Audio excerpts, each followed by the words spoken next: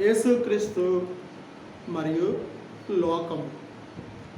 యేసుక్రీస్తు మరియు లోకం అంటే భూమి, లోకం. భూమి, లోకం. ఈ రెండు విషయాలు కొన్ని విషయాలు మనం దీని ద్వారా తెలుసుకుందాం. యోహాను సువార్తలో మనం చూస్తే, యోహాను సువార్త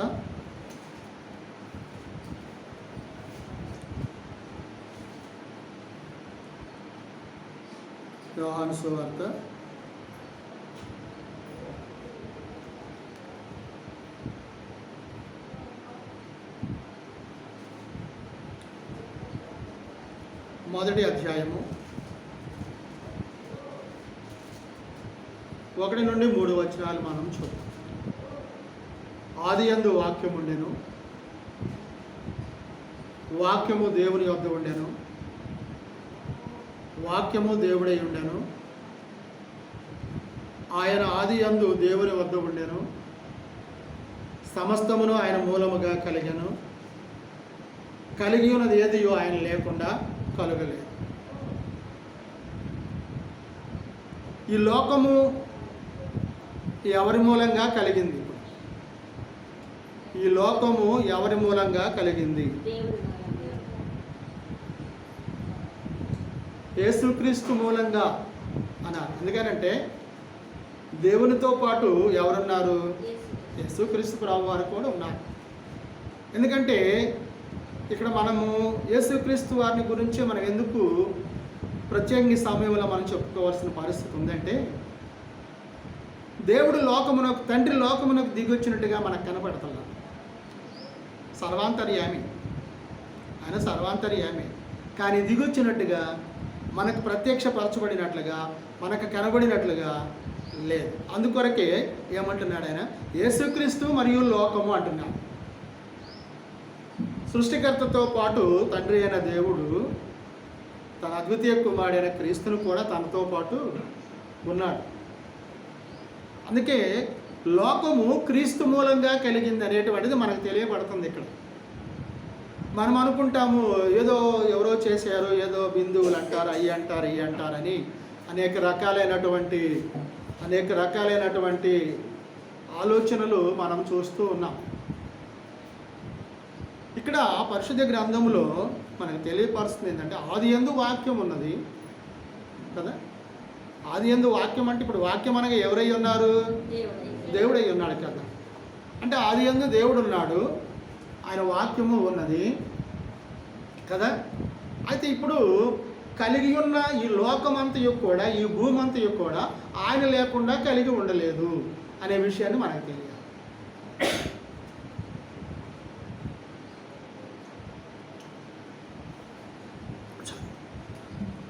కాబట్టి ప్రియ దేవుని సంగమా, ఈ ఉదయ కాలంలో నీవు లోకంలోను, భూమి మీద నువ్వు ఉన్నావంటే ఇది ఎవరి యొక్క ధన్యత, ఎవరి యొక్క కృప?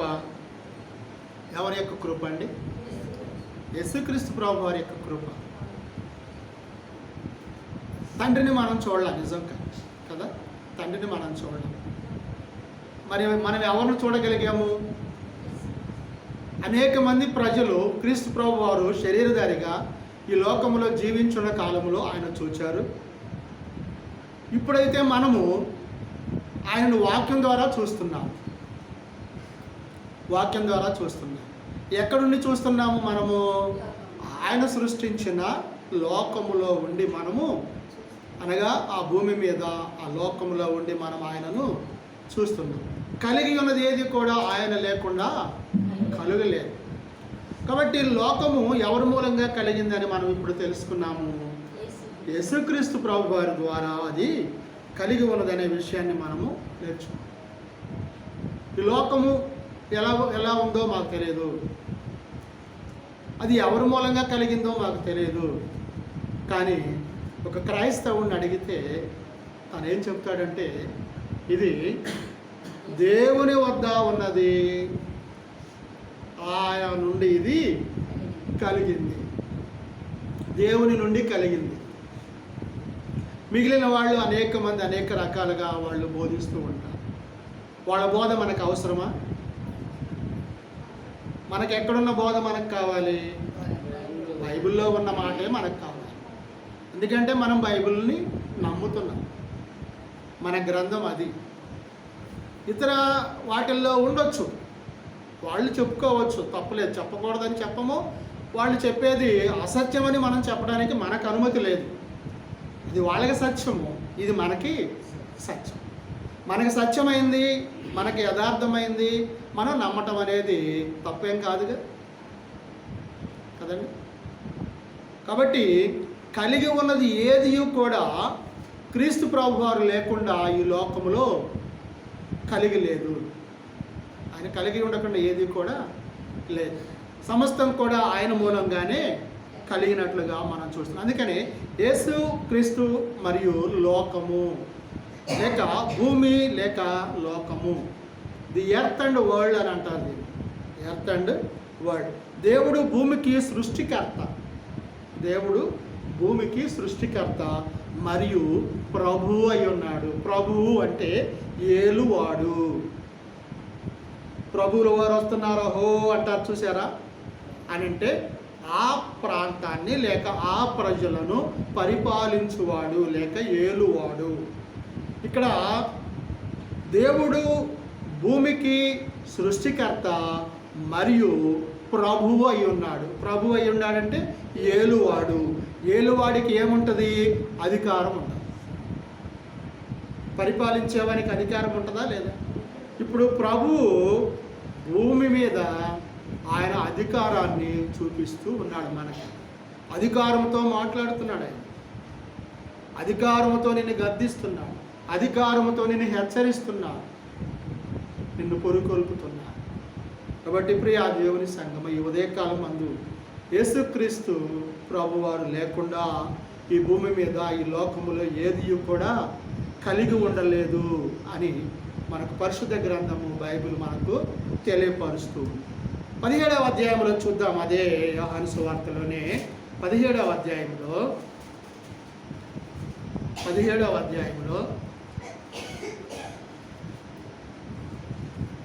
4వ వచనాన్ని మనం ఒకసారి పరిశీలన చేద్దాం.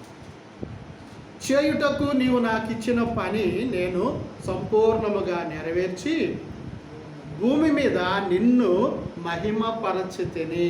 యేసు ప్రభు వారు భూమి మీద జీవించిన కాలములో ఆయన ఎవరిని మహిమపరిచాడు అంటే యేసు ప్రభు వారు కూడా తండ్రిని మహిమపరిచినట్లుగా పరిశుద్ధ గ్రంథము మనకు తెలియజేస్తుంది. భూమి మీద ఉన్న ఆ 33.5 సంవత్సరాల కాలంలో ఆయన దేవుణ్ణి మహిమపరిచి ఉన్నాడు. శరీరధారిగా ఉన్నాడు ఆయన కదా. మరి ఇప్పుడు మనం ఎలా ఉన్నాము? మనము కూడా శరీరధారిగానే ఉన్నాం కదా భూమి మీద. ఏమ్మా అప్పుడే నిద్రపోతే అట్ట చెప్పండి, అప్పుడే నిద్రపోతే అట్ట వచ్చి అర్ధగంట కాల. భూమి మీద మనం కూడా శరీరధారిగా ఉన్నాం కదా. శరీరధారిగా ఉన్నప్పుడు మనం ఏం చేయాలి? దేవుణ్ణి మహిమపరచాలి. తండ్రి అయిన దేవునిని భూమి మీద యేసు ప్రభు వారు ఏం చేశాడంట? మహిమపరిచాడు. మరి తండ్రి అయిన దేవుణ్ణి భూమి మీద మనం ఉన్నాము. ఇప్పుడు మనం ఏం చేయాలి? తండ్రి అయిన దేవుణ్ణి మనం మహిమపరచొద్దా? మనం ఆయన స్తుతించొద్దా? మనం ఆయన ఘనపరచొద్దా? ఆయన కీర్తించొద్దా? ఆయన కొనియాడొద్దా? చేయాలి కదా. ఎందుకు? మనల్ని ఈ భూమి మీద ఉంచినందుకు. ఆయన అసలు మనల్ని ఎందుకు సృష్టించుకున్నాడు? ఆయన మహిమపరచడానికే మనల్ని ఆయన సృష్టించుకున్నాడు అనే విషయాన్ని మనము మర్చిపోతున్నాం. ఇప్పుడు ప్రార్థనకి ఎందుకు వస్తున్నాం? మన కోసం వస్తున్నామా? ఆయన కోసం వస్తున్నామా? మన కోసం వచ్చి ఏం చేస్తాం? ఇప్పుడు ఆయన్ని మహిమపరుస్తున్నాం. అది ఎవరిది? ఆ బాధ్యత నీది, నాది, మనందరిది. ఆ బాధ్యత మనది. నీకు ఆహారం కావాలి, నీవేం చేయాలి? ఇప్పుడు నీకు ఆహారం కావాలి, నువ్వేం చేయాలి? కష్టపడి పని చేయాలి. లేదా ఎక్కడి నుండి వస్తుంది నీకు ఆహారం? రాదు కదా. అంటే నువ్వు ఒక పనికి నిన్ను ఏర్పరచుకున్నాడు దేవుడు. ఆయన ఏర్పరచుకునే విధానంలో ఆయన్ను మహిమపరచడానికి, ఆయన్ను స్తుతించడానికి, ఆయన ఇచ్చిన భూమి మీద ఉన్న ప్రతి దానిని నువ్వు అనుభవిస్తూ, దాన్ని పొందుతూ, దాని ద్వారా నువ్వు జీవిస్తూ, నీ జీవిత కాలం అంతయు కూడా ఎవరిని నువ్వు మహిమపరుస్తూ ఉండాలి? తండ్రి అయిన దేవుణ్ణి, యేసుక్రీస్తు ప్రభు వారి ద్వారా నువ్వు మహిమపరచాలి. ఇది దేవుడు లోకంలో మనకి ఇవ్వబడిన గొప్ప బాధ్యత. అంతేకాదు 18వ అధ్యాయంలో మనం కనుక చూస్తే, 18వ అధ్యాయంలో 36వ వచనాన్ని ఒకసారి చూద్దాం. యేసు ప్రభు వారు అంటున్నారు, నా రాజ్యము ఈ లోక సంబంధమైనది కాదు. యేసు ప్రభు వారు చెబుతున్నారు, ఆయనకు ఒక రాజ్యం ఉన్నది. ఎవరికి రాజ్యం ఉన్నది? యేసు ప్రభు వారి. మనకుందా రాజ్యం? లేదు. ఆయన భూమి ఇస్తే భూమి మీద ఉన్నాం, ఆయన వెలుగిస్తే వెలుగును పొందుతున్నాం కదా. ఆయన సమస్తాన్ని ఇస్తేనే మనం పొందుతున్నాం. కానీ యేసు ప్రభు వారు ఆయన అంటున్నాడు, యేసు నా రాజ్యము, యేసు ప్రభు చెప్తాడు, నా రాజ్యం అంటున్నాడు, నా రాజ్యము ఈ లోక సంబంధమైనది కాదు. ఎవరి సంబంధమైందంట? నా రాజ్యము ఈ లోక సంబంధమైనదైతే నేను మనుషులకు అప్పగింపబడేవాడిని కాదు. యూదులకు అప్పగింపబడ్డాడు కదా ప్రభు. ఆయన రాజ్యం అయితే ఆయన పట్టుకోగలిగే శక్తి, ధైర్యం వాళ్ళకు ఉంటుందా? ఉండదు. అందుకని ఆయన ఏమన్నాడు, నా రాజ్యం అయితే ఈ రాజ్యం ఈ లోక సంబంధమైనదైతే నేను యూదులకు అప్పగింపబడకుండానట్లు నా సేవకులు పోరాడుదురు, కానీ నా రాజ్యము ఇహ సంబంధమైనది కాదు అనేను. యేసుప్రభు వారు ఏమంటున్నాడు తెలుసా? క్రీస్తు యొక్క రాజ్యము ఈ లోక సంబంధమైనది కాదు, ఈ లోక సంబంధమైనది కాదు. ఎందుకంటే ఈ లోకములో సర్వమానవాళి నివసిస్తున్నారు. క్రీస్తుని ఎరిగిన వాళ్ళు నివసిస్తున్నారు, క్రీస్తుని ఎరిగిన వాళ్ళు నివసిస్తున్నారు, క్రీస్తుకు లోబడిన వాళ్ళు ఉన్నారు, క్రీస్తుకు లోబడిన వారు ఉన్నారు. కాబట్టి ఆయన అంటున్నాడు, అందుకే నా రాజ్యం ఈ లోక సంబంధమైనది కాదు. ఈ లోక సంబంధమైన కాని రాజ్యం ఏమున్నది? ఇంకొకటి ఏమున్నది? పరలోక రాజ్యము. అది ఆయనదంట. ఇక్కడేంటి ఆయన పని? దేవుణ్ణి మహిమపరచడమే ఇక్కడ ఆయన పని. కాబట్టి ప్రియా దేవుని సంగమా, మరి నువ్వు అనుకుంటా, ఇదంతా నాది, ఇదంతా నాది, ఇదంతా నా అధీనంలో ఉంది, నువ్వు రావడానికి వీల్లేదు, నీకు హక్కు లేదు, నీకు అధికారం లేదు ఇక్కడ రావడానికి, నీకేం లేదు అంటారు కదా మనవాళ్ళు. నేను కూడా అప్పుడప్పుడు అదే అంటాను. మనుషుల యొక్క నైజం ఇది. కానీ ఇది నీకు తాత్కాలికమైనటువంటి స్థలము. కొంతకాలమే మనం ఇక్కడ ఉండేది. ఈ కాలము మనము ఇక్కడ ఉండి మనం ఏం చేయాలి? మన బాధ్యత ఏంటంట? దేవుణ్ణి మనము మహిమపరచాలి. యేసు ప్రభు వారే ఈ లోకంలో మనుష్యుడిగా జీవించి, మానవుడిగా జీవించి, ఆయన కూడా ఎవరిని మహిమపరిచాడు? తండ్రిని మహిమపరచినట్లుగా మనం చూస్తున్నాం. మరి ఇదే యోహాను సువార్తలో 12వ అధ్యాయంలో మనం ఒక మాట చూద్దాం. మరలా 12వ అధ్యాయంలో మనం చూద్దాం ఒక మాట. ఏమంటున్నాడో చూడండి. అక్కడ 12వ అధ్యాయము 32వ వచనాన్ని మనం చూద్దాం. నేను భూమి మీద నుండి పైకెత్తబడిన ఎడల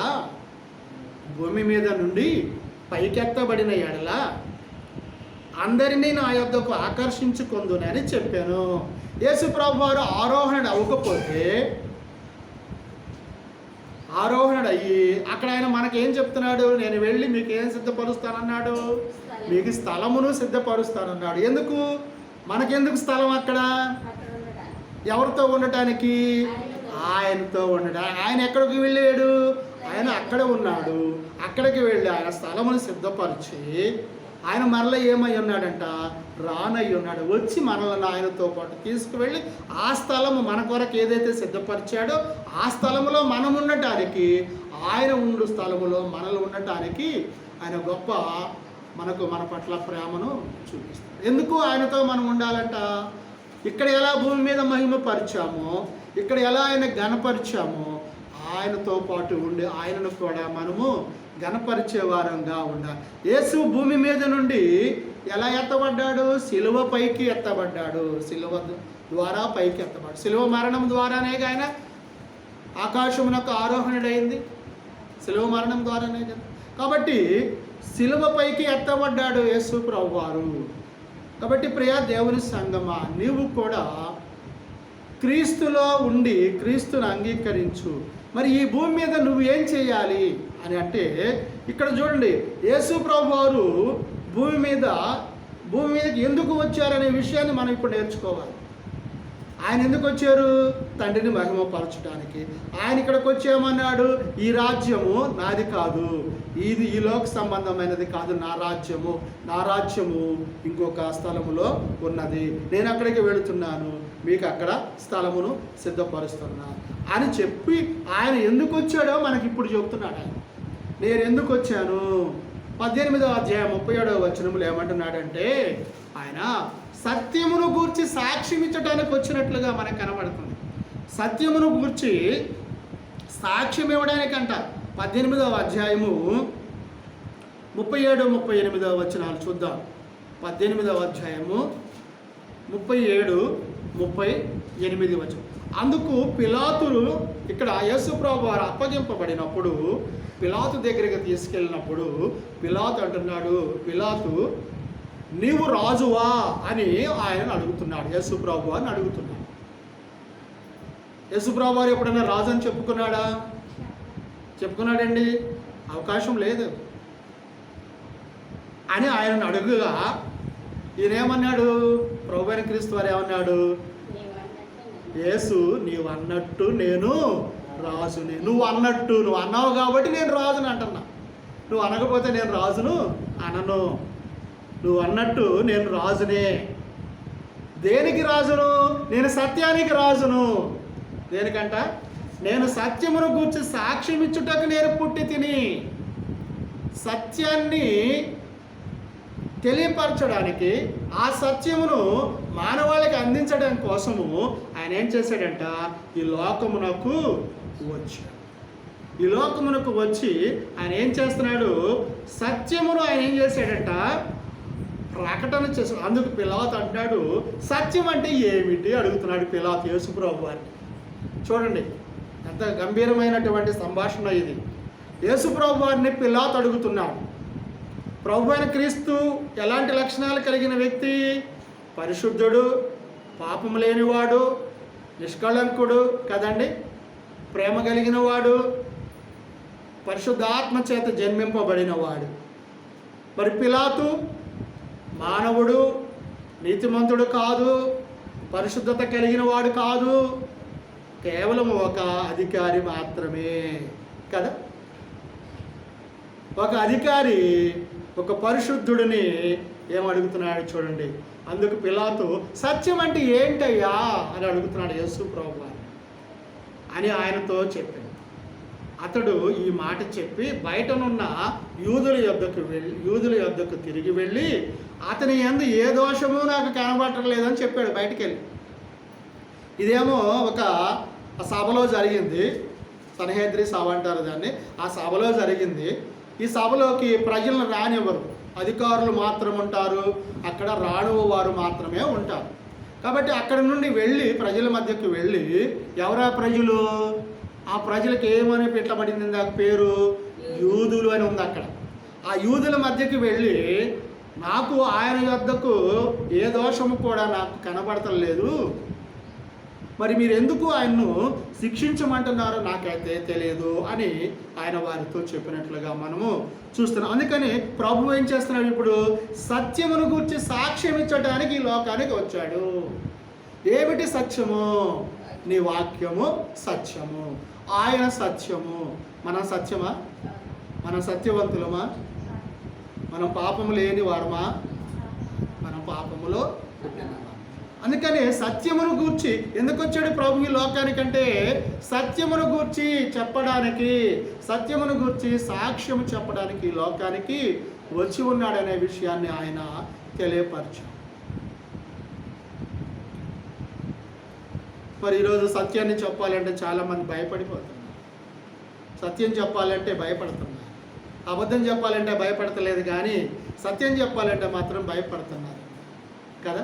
యథార్థత లేదు మనుషుల్లో. ఇప్పుడు మనుషుల్లో యథార్థత లేదు, మంచి ప్రవర్తన లేదు, మంచి క్రియలు లేవు, మంచి ఆలోచనలు లేవు. ఎలా సత్యాన్ని మనం చెప్పగలుగుతాము? అందుకే యథార్థవాది లోక విరోధి అని మనకు పరిశుద్ధ గ్రంథం మనకు తెలియచేస్తుంది. కాబట్టి ప్రియ దేవుని సంగమ, రెండవ విషయం చూద్దాం ఎందుకు వచ్చాడో. యోహాను సువార్త మొదటి అధ్యాయంలో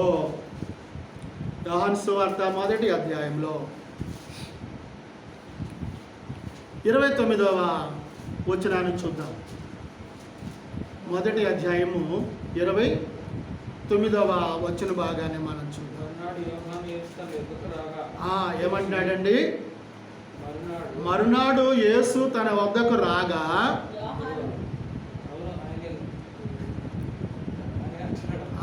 ఆయనే అంటున్నాడు, ఏమంటున్నాడు? మరునాడు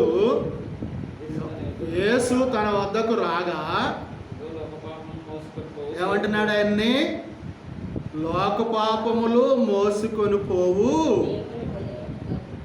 లోక పాపములు మోసుకొని పోవటానికి నువ్వు వచ్చావు ఈ లోకానికి. లోక పాపములు మోసుకొని పోవడానికి వచ్చావు అంటున్నాడు. అందుకే మరునాడు యోహాను యేసు తన వద్దకు రాగా, ఇప్పుడు ఎవరి దగ్గరకు వచ్చాడు యేసు ప్రభు వారు? యోహాను దగ్గరికి వచ్చాడు. ఇందాక ఎవరి దగ్గర తీసుకెళ్లారు? పిలాతు దగ్గరికి తీసుకెళ్లారు. పిలాతు మనుషుడే, యోహాను కూడా మనుషుడే, కానీ యేసు ప్రభు వారు పరిశుద్ధుడు కదండి. ఈయన అంటున్నాడు, అందుకు యేసు తన యొద్దకు రాగా యోహాను చూచి, ఇదిగో యోహాను అంటున్నా, ఇదిగో లోక పాపమును మోసుకొని పోవు దేవుని గొర్రె పిల్ల అంటుంది. ఎవరు? యేసు ప్రభు వారు యోహాను గారా? యోహాను గారు అంటున్నాడు. అంటే యేసును గురించి సాక్ష్యం ఇస్తున్నాడు ఆయన. ఇందాక యేసును గురించి ఎవరు సాక్ష్యం ఇచ్చారు? పిలాతు సాక్ష్యం ఇచ్చాడు, యేసు సాక్ష్యం ఇచ్చాడు, పిలాతు సాక్ష్యం ఇచ్చాడు. ఇప్పుడు ఇక్కడ ఎవరు సాక్ష్యం ఇస్తున్నారు? యోహాను సాక్ష్యం ఇస్తున్నాడు. ఎందుకు?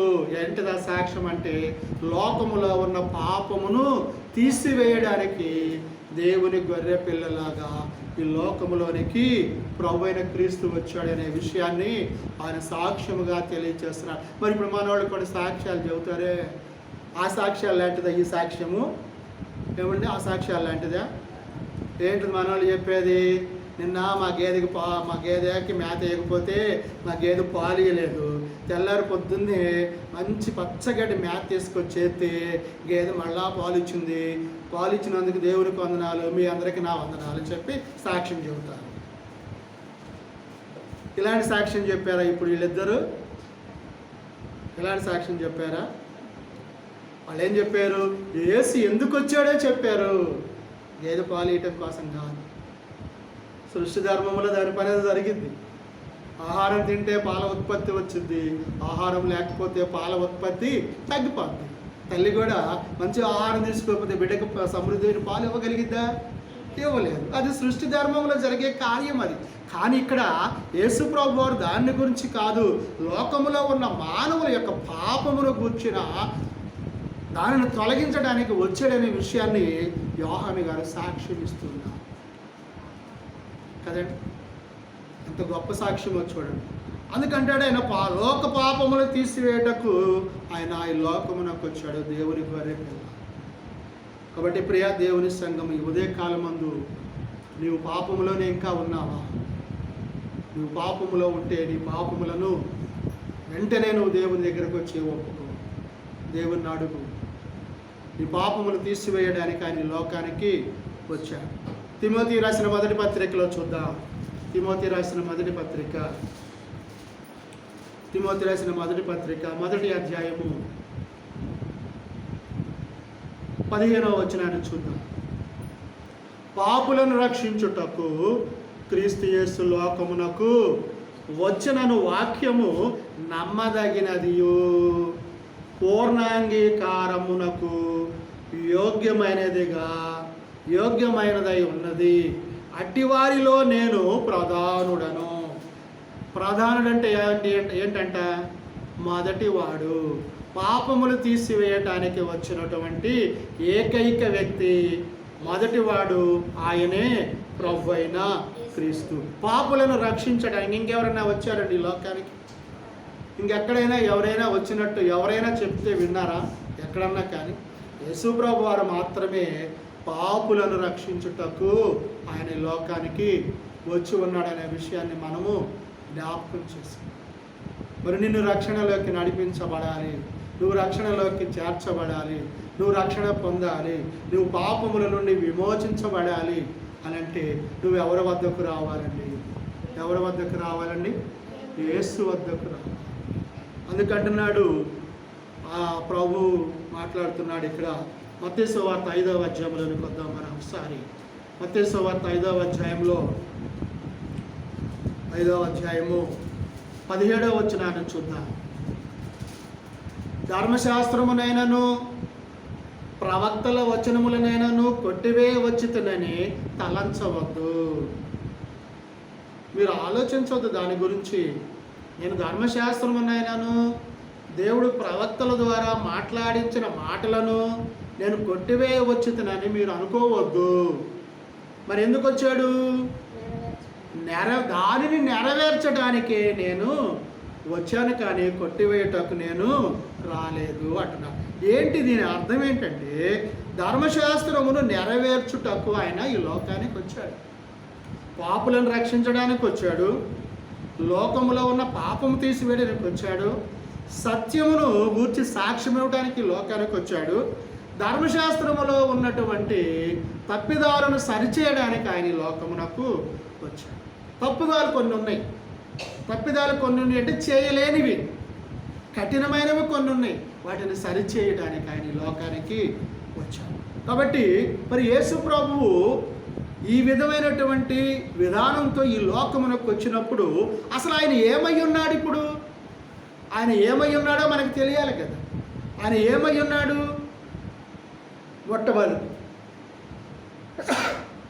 మొట్టమొదటి ఆయన ఏమైనాడో తెలుసా? లోకరక్షకుడై ఉన్నాడు. ఏమైనాడు ఆయన? లోకరక్షకుడు. యోహాను సువార్త 4వ అధ్యాయం 42వ వచనంలో ఆయన ఏం చదువుతున్నాడు? ఆయన లోకరక్షకుడై ఉన్నాడు. యోహాను సువార్త 4వ అధ్యాయము,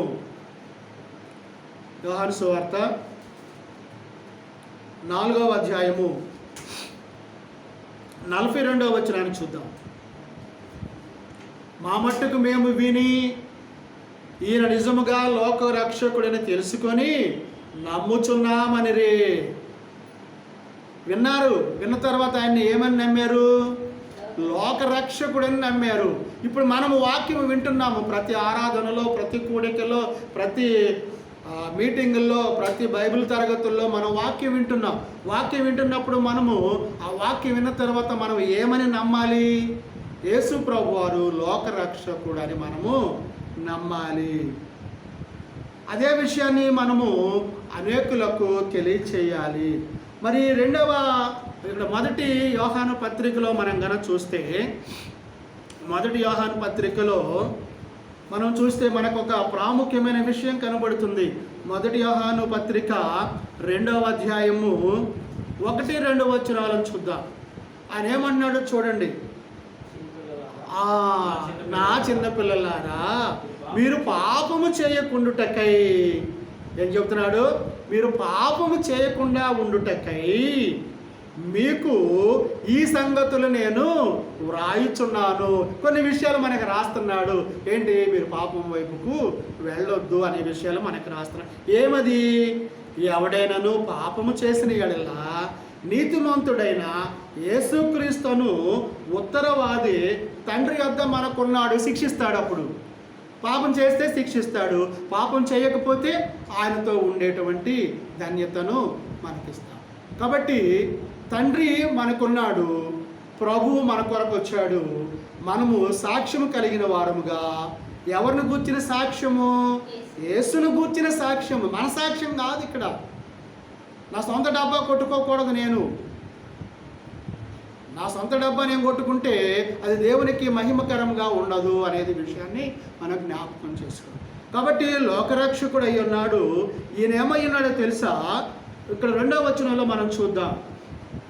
ఆయనే మన పాపములకు శాంతికరమై ఉన్నాడు. ఆయన ఏమై ఉన్నాడంట? మన పాపములకు శాంతికరమై ఉన్నాడు.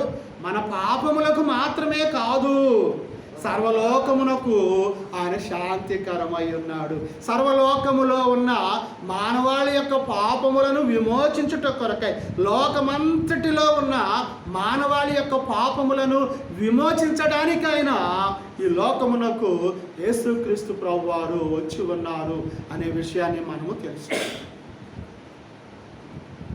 ఏవేవో ఆలోచనలు ఉంటాయి మన హృదయాల్లో, ఏవేవో తలంపులు ఉంటాయి. కానీ యేసును గూర్చిన తలంపు మనలో ఉండదు. యేసును గూర్చిన ఆ జ్ఞానము మనం పొందాలని ఆలోచన మన మధ్య ఉండదు. ఆయన ఏమన్నాడు? మన పాపములకు మాత్రమే కాదు, మన వ్యక్తిగత పాపములే కాదు, లోకములో ఉన్న వారందరి యొక్క పాపములను తొలగించి శాంతికరమై ఉన్నాడు. వారికి శాంతిని దయచేసేవాడు ఉన్నాడు. శాంతిని దయచేవాడు. నాకు శాంతి లేదు, ఇప్పుడు మేము శాంతి లేదు. మరి మాకు శాంతి ఎవరు ఇవ్వాలి? ఎందుకు ఇస్తాడు ఆయన మాకు శాంతిని? మేము ఆయనను అంగీకరించాం కాబట్టి ఆయన మాకు శాంతిని అనుగ్రహిస్తాం. ఆయన బిడ్డలమై ఉన్నాం కాబట్టి, ఆయనను గూర్చిన సాక్ష్యాన్ని మేము విన్నాం కాబట్టి, ఆయనను గూర్చిన విషయాలు మేము అంగీకరించాం కాబట్టి, ఆయన మా పాపాలు క్షమిస్తున్నాడు అనే విషయాన్ని మేము నమ్మాం కాబట్టి, ఆయన లోకానికి రక్షకుడై ఉన్నాడు కాబట్టి మాకేం చేయాలి? ఎప్పుడైనా మాకు శాంతిని దయచేస్తాడు. ఎవరైనా యేసుని అంగీకరిస్తే, యేసు యందు విశ్వాసం ఉంచి, యేసు మాటను నువ్వు హృదయంలోనికి ఆహ్వానించినట్లయితే, వాక్యానుసారముగా నువ్వు జీవించటానికి ఇష్టపడినట్లయితే, నువ్వు దేవుని బిడ్డగా నిన్ను ఆయన చేర్చుకొని ఆయన యొక్క ప్రశస్తమైన రక్తము ద్వారా శుద్ధీకరించి ఆయనతో నిన్ను ఏకం చేసుకొని నీకేమిస్తానంటున్నాడు? ఆయన శాంతిని దయచేస్తాడు. ఆయన ఇచ్చే శాంతి ఎవరైనా ఇవ్వగలరా ఈరోజు? ఎవరన్నా మన ఇంటికి వచ్చి ఆపదలో ఉన్నప్పుడు, ఇరుకులో ఉన్నప్పుడు, ఇబ్బందిలో ఉన్నప్పుడు ఏయో 4 మాటలు చెప్పినంత మాత్రాన ఆ మాటలు మనకేమైనా శాంతి పరిష్కార మార్గమే దొరుకుతుందా? దాంట్లో తాత్కాలికంగా ఉపశమనము. కానీ ఇక్కడ ప్రభువును నువ్వు ఆశ్రయిస్తే, ప్రభువు వద్దకు నువ్వు వస్తే, ప్రభువును నువ్వు గోజాడితే, ప్రభువును నువ్వు బ్రతిమాలుకుంటే, ప్రభువును నువ్వు అడిగితే, ఎలాంటి మనసుతోటి? మలినమైన మనసుతోటే, పాపపు మనసుతోటే, మంచి మనసుతోటే? మంచి హృదయంతో ఆయన అడగాలి. పాపము లేని హృదయం, పాపము విడిచిపెట్టిన హృదయం, పాపము కడిగివేయబడిన హృదయం, పాపము విమోచింపబడిన హృదయంతో నువ్వు దేవుణ్ణి అడిగితే నీకు మొట్టమొదటిగా ఏమిస్తాడు? నీకు ఏది కొదువైనది అది ఇస్తాడు నీకు ఆయన. నీకేది కొదువైనది? ఇప్పుడు శాంతి లేదు, నెమ్మది లేదు, ప్రశాంతత లేదు, భయము, ఆందోళన, తత్తరపాటు, ఇవన్నీ మనుషులలో ఉన్న పాపపు ఛాయలు. ఇవన్నీ కూడా వాటన్నిటినీ పారద్రోలగలిగే శక్తిమంతుడు ప్రభువైన క్రీస్తు, లోకమంతటికి విమోచకుడి. ఇంకొక విషయాన్ని 8వ అధ్యాయం 12వ వచనంలో చూస్తే, 8వ అధ్యాయం 12వ వచనంలో మరలా యేసు లోకమునకు వెలుగును, నన్ను వెంబడించువాడు చీకటిలో నడువుక జీవపు వెలుగు కలిగి ఉండునని వారితో చెప్పాను. దేవుణ్ణి వెంబడించిన వాడు ఎక్కడుంటాడంట? చీకటిలో ఉంటాడంట. చీకటి దేనికి ఛాయ, దేనికి గుర్తుగా మనం చూస్తున్నాము? పాపమునకు, సాతానుకు, దేవునికి అవిధేయమైన కార్యాలు జరిగించేటువంటి పరిస్థితిని కలిగి ఉన్నది దాని లక్షణం. కాబట్టి ఆయన్ని వెంబడించేవారు చీకటిలో ఉంటారా, వెలుగులో ఉంటారా? ఆయన వెంబడించేవారు వెలుగులో ఉంటారు, ఆయన వెంబడించిన వారు చీకటిలో ఉంటారు. చీకటిలో నడవక జీవపు వెలుగు కలిగి ఉండునని వారితో చెప్పాను. ఎవరైతే యేసుని గురించి సందేహపడుతున్నారు, ఎవరైతే యేసుని విశ్వసించలేకపోతున్నారో, ఎవరైతే యేసును తృణీకరిస్తున్నారో, ఎవరైతే యేసును నమ్మటం లేదో వారందరికీ ఇది ఒక గొప్ప హెచ్చరికగా ప్రభు అయిన క్రీస్తు ఈ ఉదయకాలమందు నీకు నాకు మనందరికీ తెలియచేస్తున్నాడు. ఆయన ఏమైనాడంట? లోకమునకు వెలుగై ఉన్నాడు. వెలుగు చీకటిని పారదోలిద్దా? లేదండి. చీకటిగా ఉంది, రూమ్ అంతా చీకటిగా ఉంది. ఆ తలుపు తీసేసి లైట్ వేయగలే, చీకటి అంతా ఏమైంది? పోయే కదా. మరి ఇప్పుడు చీకటిని పారదోలగలిగింది ఎవరు? యేసు ప్రభువు వారు. ఆయన ఏమై ఉన్నాడు? వెలుగై ఉన్నాడు. ఆయన లోకమునకు వెలుగై ఉన్నాడు. కాబట్టి చీకటి ఆయన దగ్గరికి ఎంత మాత్రము రాదు. కాబట్టి చీకటి క్రియలు జరిగించేవారు ఆయన వద్దకు రాలేరు. చీకటి క్రియలను విడిచిపెట్టి మాత్రమే ఆయన వద్దకు రాగలరు అనే విషయాన్ని మనము జ్ఞాపకం చేసుకోవాలి. ప్రియా దేవుని సంగమ, ఈ ఉదయకాలము నీ స్థితి ఏంటి, నా స్థితి ఏంటి, మన స్థితి ఏంటి, లైవ్లో వీక్షిస్తున్న వారి స్థితి ఏంటో ఒక్కసారి మనము ఆలోచించుకుందాం. ఒకే మాటను మనము ముగించుకుందాం. 2 కొరింథీయులకు రాసిన పత్రికలో చూసి మనము వాక్యాన్ని మనము ముగించులోకి వద్దాం. 2 కొరింథీయులకు రాసిన పత్రిక 5వ అధ్యాయము 18-19 వచనాలను చూద్దాం. సమస్తమును దేవుని వలనైనవి. సమస్తము ఎవరి వలన కలిగిందని చెప్పింది? మొట్టమొదటి దేవుని వలన. సమస్తమును దేవుని వలనైనవి. ఆయన మనలను క్రీస్తు ద్వారా తనతో సమాధానపరుచుకొని ఆ సమాధానపరచు పరిచర్య మాకు అనుగ్రహించెను. పౌలు గారు అంటున్నాడు, ఇక్కడ మాకు ఒక పరిచర్య అప్పగింపబడింది.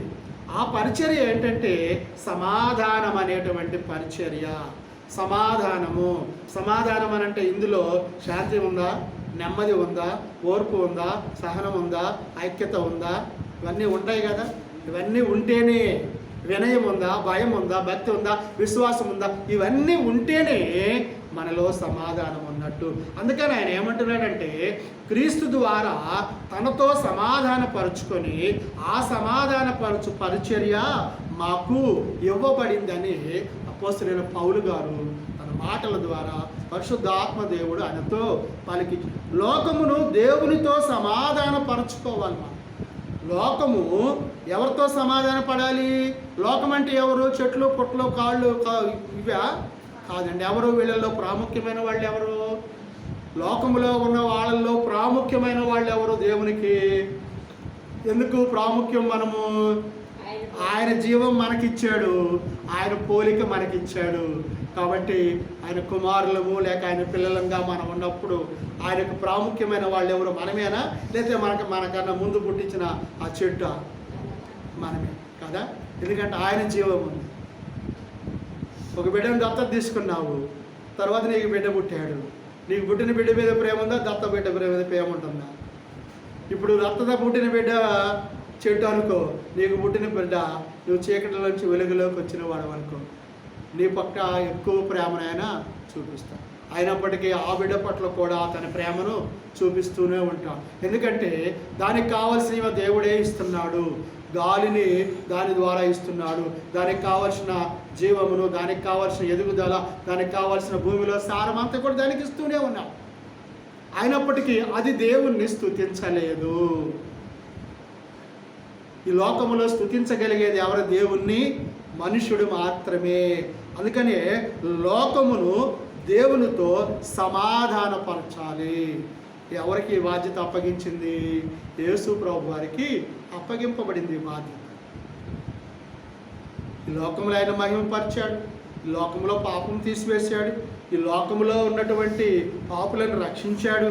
ధర్మశాస్త్రాన్ని నెరవేర్చడానికి ఆయన వచ్చాడు, కొట్టవేయడానికి రాలేదు. ఆయన లోక రక్షకుడు అయి ఉన్నాడు. ఆయన లోకమంతటిని కూడా విమోచించేవాడై ఉన్నాడు. ఆయన లోకమునకు వెలుగై ఉన్నాడు.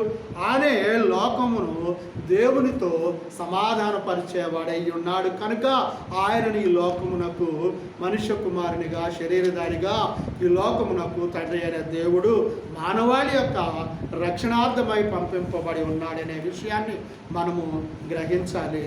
అట్టి కృప మనము కూడా కలిగి ఉండి దేవునితో మనము సమాధానపడే వారంగా ఉండాలని ప్రభు పక్షాన మిమ్మల్ని ప్రతిమాలుకుంటూ ఈ మాటలో ముగిస్తున్నాను. మీ అందరికీ కూడా వందనాలు తెలియజేస్తాను.